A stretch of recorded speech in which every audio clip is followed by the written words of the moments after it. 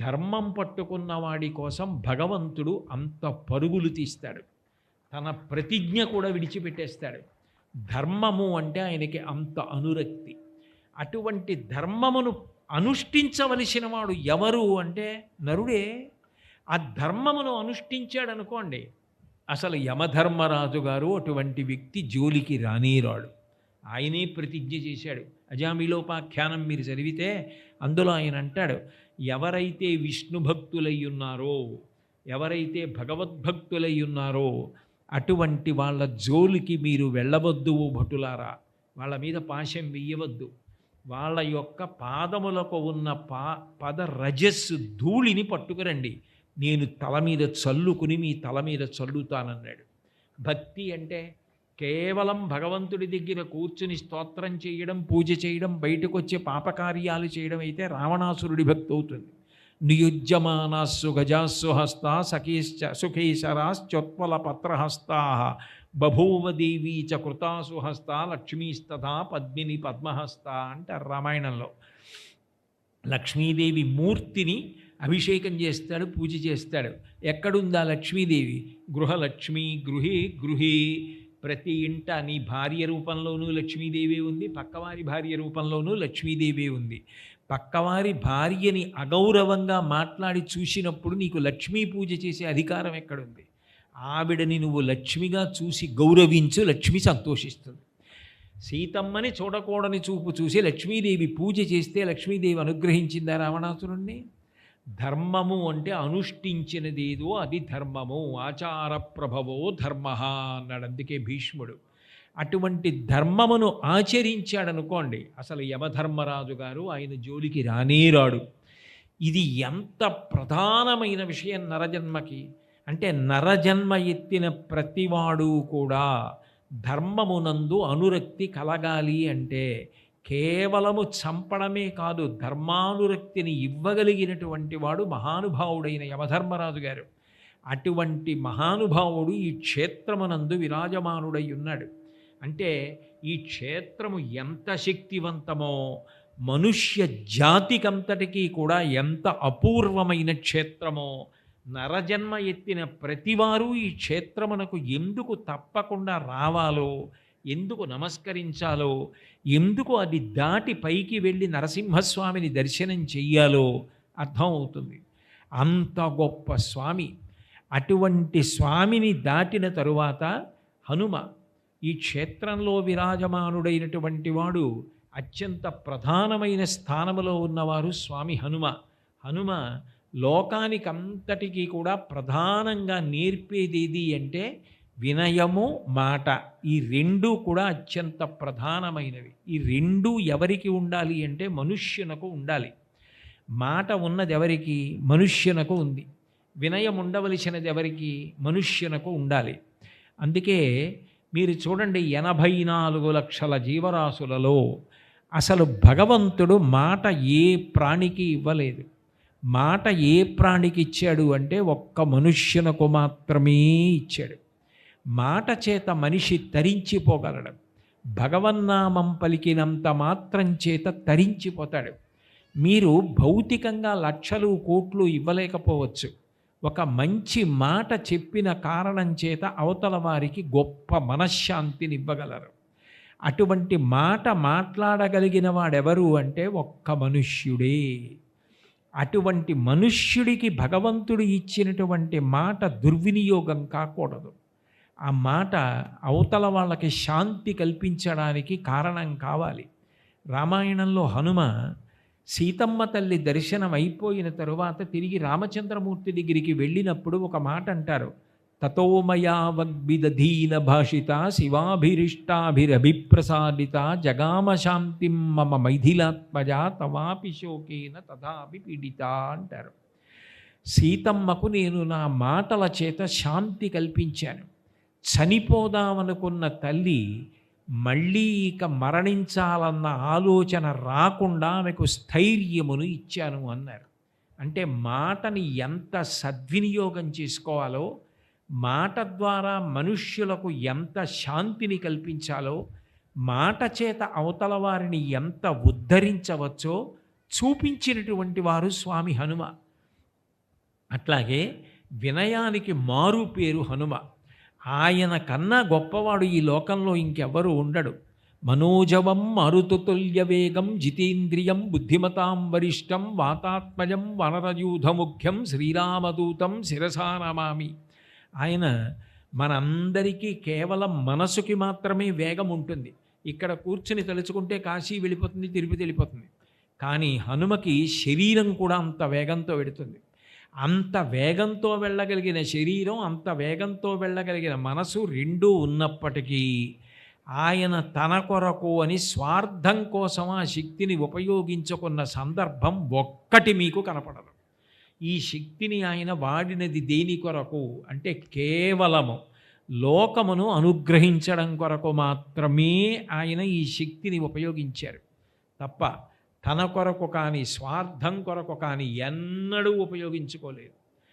అంత గొప్ప శక్తి కలిగినటువంటి మహానుభావుడు, ఇంత వ్యాకరణం చదువుకున్నవాడు, ఇంత శారీరకమైన శక్తి ఉన్నవాడు, బ్రహ్మాస్త్రమునకు కూడా కట్టుబడనటువంటి వాడు, హనుమ యొక్క జన్మ సందర్భంలో దేవతలు విశేషమైన వరాలు ఇచ్చారు. బ్రహ్మగారు లేచి బ్రహ్మాస్త్రమునకు కట్టుబడవన్నాడు. యమధర్మరాజు గారు లేచి నా పాశముల చేత కట్టుబడవు, నీకు ముసలితనం రాదు, రోగం రాదు, బడలిక ఉండదు అని వరం ఇచ్చాడు. అట్లాగే ఆ నైరుతి దిక్కున ఉన్నటువంటి నిరుతి లేచి నా పాశముల చేత నువ్వు కట్టబడవన్నాడు. వరుణుడు వరుణ పాశముల చేత కట్టబడవన్నాడు. కుబేరుడు లేచి నా గదాఘాతము చేత నువ్వు శోషించవన్నాడు. ఈశాన్యం నుంచి పరమశివుడు లేచి పాశుపతం చేత కొట్టబడవన్నాడు. నీకు మృత్యువు లేదన్నాడు. చిరంజీవి అన్నారు. ఇన్ని వరాలు పుట్టుకతో పసిపిల్లాడుగా వచ్చేసాయి. ఇన్ని వరాలు ఉన్నవాడు, ఇంత శక్తి ఉన్నవాడు ఎప్పుడైనా శక్తిని దుర్వినియోగం చేశాడా? ఎంత వినయం అంటే ఆయనది. ఇంత శక్తి ఉన్నప్పటికీ కూడా ఎంత అణిగిమణిగి ఉంటాడంటే, ఎక్కడ ఉన్నప్పుడు ఎంత వినయంతో ఎంత అణిగి ఉండాలో అంత అణిగి ఉంటాడు తప్ప నేనింత వాణ్ణి అని ఎన్నడూ కూడా బోరలు విడిచి నిలబడడం హనుమకి చేత కాని విషయం. మీరు చూడండి, సీతమ్మ రామాయణంలో ఒక మాట అడిగింది. ఏమయ్యా, సముద్రానికి అవతల తీరంలో కొన్ని కోట్ల వానరములు ఉన్నాయి, ఒక్క నువ్వు మాత్రం 100 యోజనముల సముద్రాన్ని దాటి యువతల ఒడ్డుకి నా దగ్గరికి వచ్చావు, మిగిలిన వాళ్ళు ఎవ్వరూ రాలేకపోయారు. మరి రేపు నిజంగా రామరావణ సంగ్రామమే జరిగితే ఎంతమంది వానరులు ఇక్కడికి రాగలరు లంకకి చెప్పని అడిగింది. ఇంకొకరైతే ఏమంటారు, నిజమేనమ్మా నేను వచ్చాను కానీ మిగిలిన వాళ్ళు ఏం రాగలరు, చూద్దాంలేమ్మా అంటారు. కానీ ఆయన ఏమన్నారో తెలుసా వినయంతో? మద్విశిష్టాశ్చ తుల్యాశ్చ సత్తి తత్ర వనౌకసః మత్త ప్రత్యవర కశ్చిన్నాస్తి సుగ్రీవ సన్నిధౌ అన్నారు. అమ్మా, ఎప్పుడైనా అంతఃపురవాసంలో ఉన్నటువంటి రాణివాసంలో ఉన్న స్త్రీల దగ్గరికి దూతని పంపించవలసి వస్తే ప్రభువు తన దగ్గర ఉన్నటువంటి బలంలో అందరికన్నా తక్కువ వాడిని పంపిస్తారు. రామచంద్రమూర్తి ఇల్లాలివైన నీ దగ్గరికి నన్ను పంపించారు అంటే ఇంకా నాకన్నా తక్కువ వాళ్ళు సుగ్రీవుడి దగ్గర ఎవరూ లేరు, నాకన్నా అధికులు ఉన్నారు, నాతో సమానులు ఉన్నారు. కాబట్టి రేపు రామరావణ యుద్ధం జరిగితే రాలేకపోవడం ఏమిటమ్మా, అందరూ వస్తారు, నువ్వు బెంగ పెట్టుకోవలసిన అవసరం లేదన్నారు. ఎవరనగలరు ఈ మాట? శంకరాచార్యులు వారు మనందరికీ ప్రార్థన చెయ్యడం చేత కాకపోతుందని షట్పది అని ఒక స్తోత్రాన్ని ఇచ్చారు. అందులో ఆయన మొట్టమొదట భగవంతుణ్ణి ఉద్దేశించి చెప్పవలసిన మాటగా చెప్పినది ఇది అంటే అవినయమపనయ విష్ణోహో అన్నారు. హే విష్ణు భగవన్, నాకు అహంకారాన్ని తీసేసి వినయాన్ని ప్రసాదించు అన్నారు. వినయానికి మారు పేరు హనుమ. మాటని సార్థక్యం చేసుకోవడము అంటే మారు పేరు హనుమ. ఆయన ఎక్కడ మాట్లాడినా చచ్చిపోయేవాళ్ళు బ్రతుకుతారు, అంత బాగా మాట్లాడతారు. భగవంతుడు 84 లక్షల జీవరాశులలో నరుడికి తప్ప ఎవ్వరికీ మాట ఇవ్వలేదు. నువ్వు తేలికగా పుణ్యం సంపాదించుకోగలిగినది మాట చేతనే, తేలికగా పాపం సంపాదించుకోగలిగింది కూడా మాట చేతనే. కాబట్టి నువ్వు పాపపుణ్యములను సముపార్జించుకోవడంలో నీకిచ్చిన వాక్కును దుర్వినియోగము చేసుకోవద్దు. నీకిచ్చిన వాక్కుని నువ్వు సద్వినియోగం చేసుకోగలిగితే అంతకన్నా తేలికగా తరించడానికి వేరు మార్గం లేదు. ఈశ్వరుడు నీకు ఏదో అది ఇవ్వలేదు ఇది ఇవ్వలేదని అనుకోవద్దు. నరుడి శరీరం ఇచ్చాడు. నీకు ఏ విభూతిని ఈశ్వరుడిచ్చాడో దాన్ని వినయంతో స్వీకరించి సమాజపరం చెయ్యి. భగవంతుడి నీకు ఇచ్చిన వాక్కుని 10 మంది యొక్క అభ్యున్నతి కొరకు ఉపయోగించు తప్ప ఆ వాక్కుని అహంకారంతో నీ పతనానికి ఇతరుల బాధకి కారణం చెయ్యవద్దు అని ఉపదేశం చేస్తున్నారా అన్నట్టుగా హనుమదవతారంలో ప్రధానమైనటువంటి సందేశము ఏదైతే ఉందో అది మనని జ్ఞాపకం చేసుకోమని చెప్తున్నారా అన్నట్టుగా ఈ క్షేత్రంలో హనుమ నిలబడి ఉంటారు. అంటే నిజానికి ఈ క్షేత్రానికి వచ్చినటువంటి వాడికి ధర్మమునకు ఆలంబనమై ప్రధానమైనటువంటి విషయములు ఏ ఉంటాయో వాటన్నింటినీ జ్ఞాపకం చేసేటటువంటి దేవతామూర్తులందరూ కూడా విరాజమానులై ఉన్నారు. అంటే ఏ అవసరం నీకుందో దాన్ని బట్టి నువ్వు అక్కడికి వెడుతూ ఉంటావు. ఇంట్లో దొంగలు పడ్డారనుకోండి, రక్షక భటులు ఉండేటటువంటి స్థావరానికి వెడతాం, ఆ కార్యాలయానికి వెడతాం. నాకు ఏదో జనాభా లెక్కలలో కొత్తగా పుట్టిన నా మనవడి పేరు చేర్చవలసి వస్తే తత్సంబంధమైన కార్యాలయానికి వెడతాం. నాకు ఏదైనా న్యాయం కావలసి వస్తే న్యాయస్థానానికి వెడతాను. ఒక అపూర్వమైన గ్రంథం నా దగ్గర లేనిది చదువుకోవలసి వస్తే గ్రంథాలయానికి వెడతాను. అనారోగ్యంగా ఉంటే వైద్యశాలకి వెడతాను. నా అవసరాన్ని బట్టి వెడతాను. నువ్వు మనిషిగా పుట్టిన తరువాత నీకు అత్యంత ప్రధానమైన అవసరములు ఏమిటి? ధర్మమునందు అనురక్తి, నరుడిగా నీకున్నటువంటి వాక్కుని సద్వినియోగం చేసుకోవడం, నీకు ఏ విభూతి ఉన్నదో ఆ విభూతి వలన అహంకరించకుండా వినయంగా ఉండగలగడం.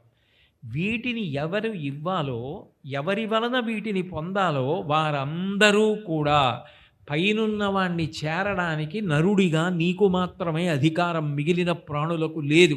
ఈ అనుష్ఠానం నువ్వే చేయగలవు.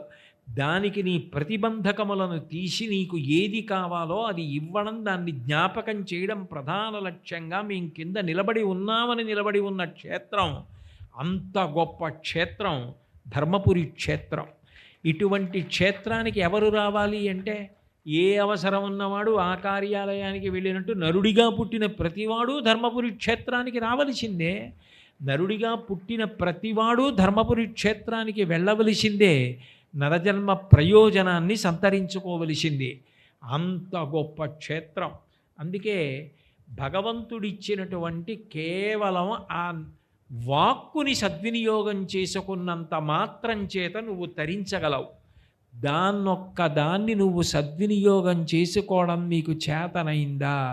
నిన్ను కాపాడడానికి ఆయన సిద్ధంగా ఉన్నాడు అని ఈ క్షేత్రమునందు విశేషమైనటువంటి కీర్తి ప్రతిష్టలు గణించినటువంటి మహానుభావుడు నరసింహస్వామి వారి యొక్క అనుగ్రహంతో పరమాద్భుతమైనటువంటి శతకాన్ని, శ్రీ నరసింహ శతకము అన్న శతకాన్ని అందించిన శతకకర్త తన వ్యక్తిగత జీవితం గురించి కానీ, భార్యాబిడ్డల గురించి కానీ, తల్లిదండ్రుల గురించి కానీ, తన గురించి కానీ ఎక్కడా చెప్పుకోకుండా ఈశ్వరుడితో తనకున్న అనుబంధాన్ని మాత్రమే ప్రస్తావించినటువంటి మహోత్కృష్టమైనటువంటి కవి.